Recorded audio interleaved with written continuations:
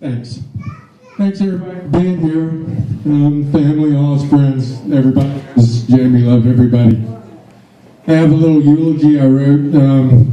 I've always had a pretty good knack for writing, so this is a eulogy for my nephew. A big man with a big heart. Marilyn, my sister, we all know your heart is pierced extremely. Jamie's life was full, and he loved every second, it seemed, enjoyed the sea and his motorcrafts, followed his father Doyce, cutting meats for others for work, of course a loyal man. Publix suffers. And Marilyn inherited a great, large, humble heart with pride to buffer his spirit. I'll miss him so much, so many others will miss his part, especially his heart. 2 brothers and his sister will miss his antics, his smile, his kindness. Rick and Petina and all the kids of Jamie's sister and brothers, and Marilyn, Carolyn and Billie, first generation, and me and Joyce and Jake, the 6 of our mom and our dads. But mom and our dads watch, and Joyce and Dick and Les, mom's first 3 daughters generation, and Jim will endure. Doyce, like Joyce or Joycie as he says, as a father, has a heart heavy with strife. Tracy and Jason and Adam are broken right now. Their brother's so dear, and his mom and dad, he should not go first. There's not a mother or a father that understands God's plan on that level. All the grief in our hearts, including Carolyn and Dick, Billie and Les, Joyce and Jim, all the kids, Larry, James, Marcie, Kevin, Les Jr., their wives and their husbands, and the kids loved them too, and Paula and Jennifer and Angie, George, Michael, Savanah, and their husbands and wives and girlfriends, and my daughter Savanah. They'll all miss the big man, and all the great-grandchildren and mom and dads. Even though some are too young to be molded by his positive vibrations, we'll miss them so much. They loved him like a summer breeze, a sterling piece of silver, a mallory duck, and we all know Jamie deserved an Oscar for his life, even if it is spelled different.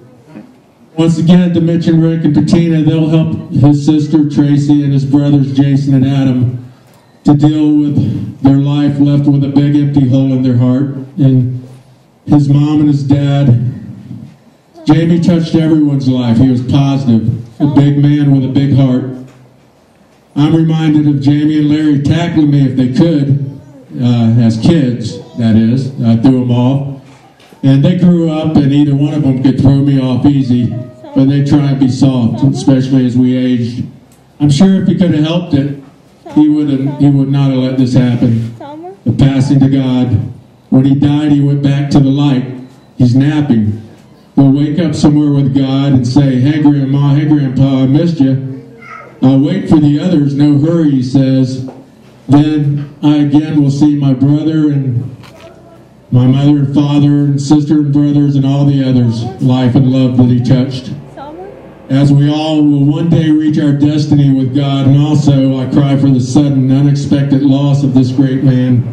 He felt like a brother instead of my nephew. I feel deeply, as we all do, the grief of us heartbroken mother and father. There are too many names to mention everybody. I just know Jamie was loved by all. He had friends by the handful, I'm sure because Jamie was easy to befriend. Marilyn, my sister, I could hold you so close because I know you're hurting so much. A mother like a father, but in a motherly way, always loves their sons and daughters like a father does. And we all dread this day. It's unreal. But we have to accept Jamie's with God in the positive, great light. That's good. Why do we fear the dark? Why is white, warm light so warm, a dark void to avoid? Because when you die, you go back to the light and you're free.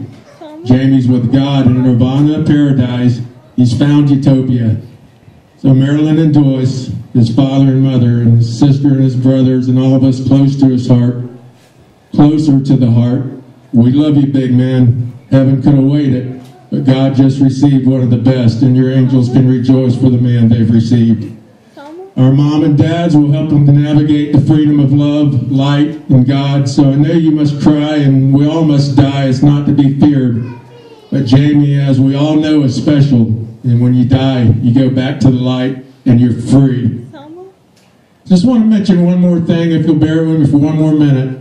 That's why I know Jamie's with God. Years ago in the Gulf of Mexico, one of his favorite places, of all the people in the world, thank you, Jamie and God, for rescuing me and Leslie and my friends Larry and Ruth.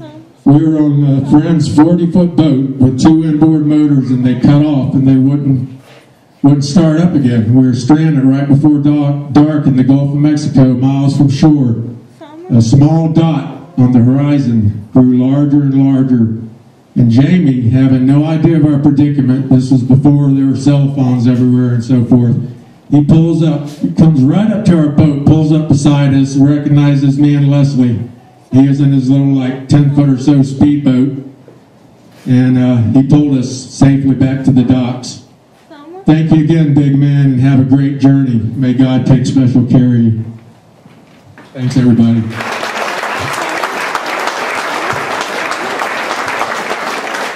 Anybody else that would like to come up and say something about Jamie? Anybody, his family, or anybody? You're welcome to come up and do so.